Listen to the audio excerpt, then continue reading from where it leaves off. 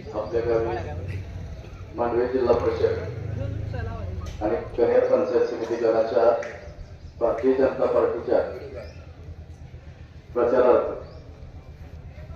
भारतीय जनता पार्टीचे अधिकृत उमेदवार आदरणीय धर्मराज माने आणि कन्हेर गणाच्या पंचायत समितीचे उमेदवार आदरणीय आनंदराव शेंडगे यांच्या प्रचारार्थ आपण सर्वजण या ठिकाणी जमलेलो आहोत.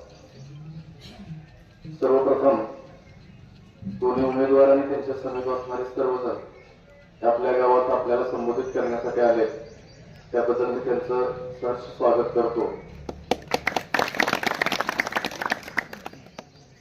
मित्रांनो, निवडणुका दर 5 वर्षाला येतात, 5 वर्षाला जाते, पण गेली कित्येक वर्ष आपला हा दुष्काळी पट्टा कायम तसाच राहिलेला आहे. मोहिते पाटलाची सत्ता, केंद्रात काँग्रेसचं सरकार, राज्यात काँग्रेसचं सरकार आणि तालुक्यात मोहिते पाटलाची सत्ता. त्याने आपला एकही प्रश्न सोडवलेला नाही. गेल्या तर मला आपल्या गावातला रामभाऊ सातपुतेंना 212 मतं पडले. त्या बिचाराला आपण मतं न देता त्यांनी एवढा आपल्याला कोट्यावधी रुपयाचा निधी दिला. मोहिते पाटील एखाद्या गावाला हक्कम दिला तर त्याच्यावर 5 वर्ष इलेक्शन करायचं. पहिलं काय पाटील तुम्हाला 5 वर्ष हक्कम दिलाय, एखाद्या गावाला एसटी चालू करून दिली की त्याच्यावर 5 वर्ष करायचं, असं बोलवून ठेवणारी माणसं होती. पण प्रत्येक तालुक्याच्या गावात रामभाऊ आल्यापासून कोट्यावधी रुपयाचा निधी दिलेला आहे. आपल्या गावात सांगायचं म्हणलं तर आपला प्रत्येक मंदिराला आपलं कुलदैवत आहे, त्याला 20 लाख रुपये सवलत दिलाय. सर्वप्रथम बसव मंदिराला 6 लाख रुपये शेअर दिलाय. आपल्या परवीच्या शिक्षणासाठी सवलत दिलाय. आपल्या रेणुका देवीसाठी 25-15. काही लोक रेणुका देवीच्या सवलतला म्हणतात नाही रणजित मोहितेच्या फंडातला आहे. 25-15 योजनेतलं हे काम आणि महादेवमाळीची पाण्याची टाकी हे 25-15 घेतलेला आहे. त्यांना खास माझ्या आवाजातून सांगतोय, कुणीतरी कोंबडी सोडायची रणजितदादा देत नाही. अरे काय रणजितदादाने काहीच दिलं नाही आणि आपण स्वतः तर कधीच तिथे पोहोचला नाही. एक वेळ असं झालं, आपल्या गावचं रस्तं काहीच नव्हतं, सगळं खड्डे पडलेलं होतं. आता नाट्यपूजेला जायचं झालं तरी व्यवस्थित जातोय, मस्जिद जायचं झालं तर व्यवस्थित जातोय. शेंडगे सरांनी दत्तमामा भरणे पालकमंत्री असताना दिवस 7 वाजता भरणेवाडीत गेलतो कन्हेर रस्त्यासाठी. कन्हेर रेल्वे रस्त्याने तरी वाहतूक यायची बंद झाली. मग त्यावेळी शेळके साहेब एक्झिक्युटिव्ह इंजिनियर होता आणि विद्यार्थी विलास पाटील इथं डेप्युटी इंजिनियर होता. तर त्यावेळी त्यांनी काय केलं, तिथं फोन करून सांगितलं आपलं नाव गुणांकनाच्या बाबतीत 4 नंबरला घेतलेलं आहे. नमो म्हणता एकनाथ शिंदेचा 3 विषय झाला आणि सरकारचं हे झालं. नाव तसंच यादीत पहिले 30 किलोमीटर यादीत आलं. पहिल्यांदा आपलं 4 नंबरच्या बसत होतं, पण धैर्यशील मोहितेने आवडून आपलं 4 नंबरचं नाव 30 नंबरचं खाली घातलं. आपलं त्यात अजिबात घेतलंच नाही. आणि मी त्यांना खासदारकीच्या इलेक्शनला सुद्धा समोर बसून सांगितलं, तुम्ही जाणून बुजून आमच्या गावाला असं बोलत आहे, तुम्हाला आमच्याकडून कधीच सहकार्य मिळणार, तुम्ही आम्हाला वाईट त्याच्यासारखे करताय. त्या रस्त्याचं परत फाईल केली आणि भाऊच्या माध्यमातून 2 कोटी रुपये त्या रस्त्यावर टाकले. मंत्रालयापर्यंत पडे आपल्या महाराष्ट्रातलं पर्यटन तीर्थक्षेत्र पर्यटनच्या ह्याच्यामधून वन फॉरेस्टच्या ह्याच्यात आपल्याला 76 लाख रुपये पहिल्यांदा टाकले. म्हणून काय विकास काय असतो, आपला बाजारचा 5 कोटी रुपयाचं काम चालू आहे. असे अनेक काम आहेत. प्रत्येक देवळामध्ये सभा मंडप आहेत, रस्ते आहेत, पाण्याची सुविधा आहे, आरोग्याच्या बाबतीत तेच आहे. कोणाचं पेशंट आजारी पडला कानावर गेलं काय तर म्हणतात पाहिजे ती सुविधा आहे. नामांकित हॉस्पिटलला पुण्यासारख्या कुठे आहे. मग असा विकास असताना, असं हे करत असताना आपण पुन्हा जरी भूलथापाला बळी पडायचं आणि त्याच्या पाठीमागे जायचं, ते आपल्याला बी जमणार नाही. म्हणजे आपण थोडस कुठतरी सत्य आणि खऱ्याच्या पाठीमागे गावचा विकास करायचा असेल तर भारतीय जनता पार्टी आणि त्यांचं सरकार आहे. केंद्रात भारतीय जनता पार्टी सरकार आहे, राज्यात भारतीय जनता पार्टी सरकार आहे.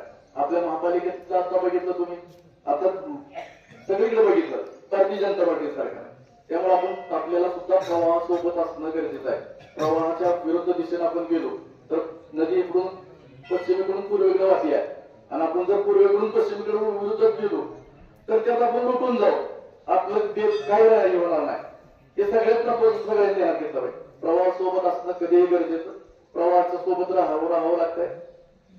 आपण मित्रांनो ज्याला ह्या भागाचं नेतृत्व करायचं आहे, यावरून सांगेन व्यक्ती त्याला वाटतं मला ह्या भागात नेतृत्व करायचं आहे, त्याच्यात व्यक्ती गुणसंपन्न पाहिजे, त्याचं दातृत्व चांगलं पाहिजे. या भागाचा प्रश्न तहान ओळखणारा नेता पाहिजे.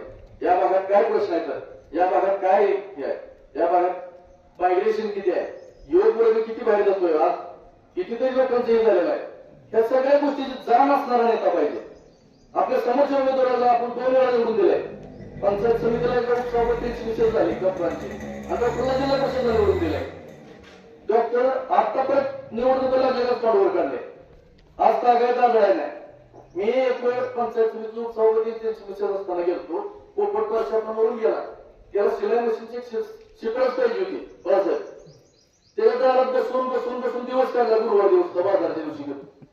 ते महिला होती मोरकली. वर चढायचं पावायचं का थांबा म्हणायचं, पुन्हा वर चढायचं थोडं खाली थांबा, पुन्हा पण म्हणजे निघूनच गेलं 5 वाजता.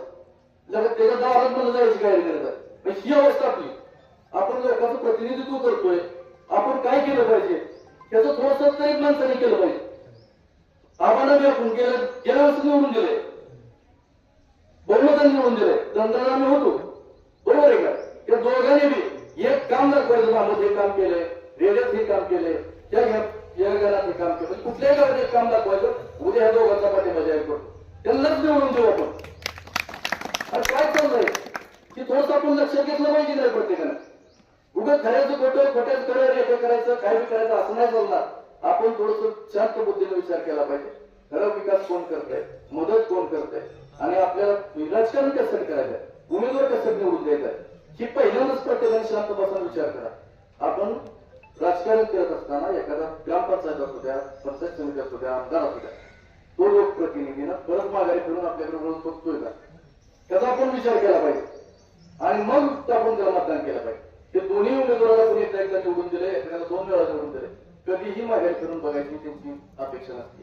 आणि आपण मी बोलतोय असं नाही, तुम्ही कुणीही सांगायचं त्या माणसाने त्या विकासाच्या बाबतीत हे काम केलं, आपण त्यांना पाठिंबा देऊन टाकू. कशाला खर्च करताय, कशाला वाटत करताय.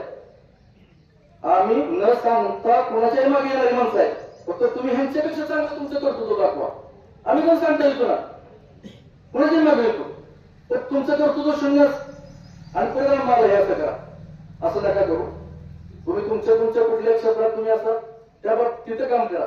पण तुम्हाला एकदा संधी देऊन जनतेने बघितली, आता परत जनतेला परत डबल बोलवायचं काम करू नका. माझी सगळ्याला विनंती आहे. येत्या 7 तारखेला धर्मराज माने आणि आनंद सर हे निवडून तर 100% जाणार आहेत. धर्मराज माने अगदी कोथळ्यापासून 3 दिवस झाले जगात फिरतोय, बरोबर करून मी त्या आपण फिरत असताना सगळ्या गावचा बारकाईने अभ्यास केलाय. धर्मराज माने आज सांगतो 3 ते 4 हजार मतांनी निवडून आलेले आहे. आणि आनंद तर अगदी असं निवडून आलेलं आहे की पुन्हा त्या उमेदवाराला कधी तलब शेवट झाला पाहिजे, असं निवडून आलं पाहिजे. आपण सगळ्यांनी हात ठेवलं पाहिजे. आपल्या गावाला कधीच संधी दिली नाही. काय आपल्या गावाला संधी चाहून लागली मागल्या महिन्यात आनंद सराला तिकीट मिळतंय का, तो या पट्ट्याने हळूच येऊन लगेच हळूच्या पट्ट्याने येऊन काय चालतं, कुणाचं चूक करायचं लगेच सुट्टी घ्यायच्या. अरे काय शेतीला मी पुजारी आहे, माझं खानदानी बाप पुजारी आहे, काय तुझं घेऊ नका, अजिबात कुणाला खाऊ नका. तुम्हाला माहिती झाली सांगतो, अजिबात कुणाचं करू नका. तुमचं रे भांबो प्रेम आहे ना, अरे तुम्ही एक वेळ थांबायचं ना, म्हणायचं एक भांबाचा कोणतरी हो, रेड्याचा कोणतरी उभा राहा, एक वेळ थांबून बघा, त्याचं उभायचं हो, त्याचं उभायचं मेंढ काय, तुम्ही आमगाळ आहे. अरे आमगाळा सगळं आमचं आहे, मेंढ कसला तरी सुद्धा आमचं आहे ना, ते आमचं तो तुमच्या लक्षात आलं का, आपला सर्वसामान्य माणूस आमचा आहे, आम्हाला त्याच्याबद्दल प्रेम आहे. तुम्ही एक वेळ त्या माणसाला म्हणलं पाहिजे आम्ही थांबतो, तुम्ही प्रतिनिधित्व करा, तुम्ही काय देऊ लावताय त्यामध्ये तू सुद्धा बघा ना, गरीब गोर गरीब असले लेकरू काय करते. एक वर्ष जेव्हा 5 वर्ष 5 वर्ष गेलेली माहित होत नाही, पुन्हा समजा चुकीच वाटतं दुसऱ्या करू. अरे कुठंतरी एकमेकाला कोऑपरेट केलं पाहिजे का, उगाच एकमेकाच्या विरोधात तणत बसायचं, मोठा काय असं जाणं बसायचं, असं काय करू नका. जे सत्य त्याला सत्य म्हणलं पाहिजे. आज टाकायच्या इतिहासात ग्रामपंचायत स्थापनेत असतात आतापर्यंत माझ्या माहितीप्रमाणे, म्हणजे माझ्या माहितीप्रमाणे तुम्हाला सगळ्याला कुणी एवढा विकास केला, इतकं कोट्यवधी रुपये म्हणजे कुणी दिलाय, कुठल्याने दिलाय मला सांग. मोहिते पाटलांनी जाणून बुजून आपल्याला राजकीय पटेल स्लो वाईट ठेवलंय. गौतमराव नुसतं 1.5 वर्ष झालं आपल्या समाजातून 10 पत्र दिले. मला हे बिलकुल माहिती जाणार, तिथं वगैरे रस्ता पाहिजे, हे रस्ता पाहिजे, 10 पत्र दिले आपल्या समाजाला.